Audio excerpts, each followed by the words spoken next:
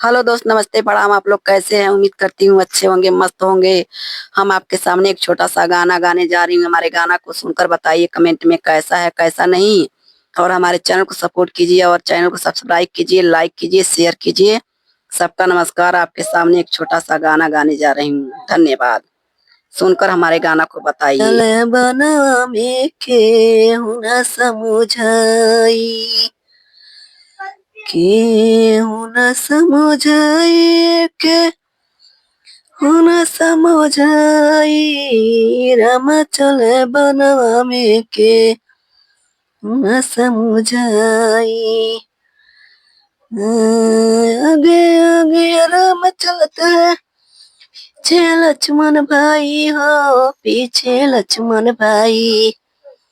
अरे बिचवा में सीता चल चिवटी बराई। राम चले बनवा में के तू न समुझाई।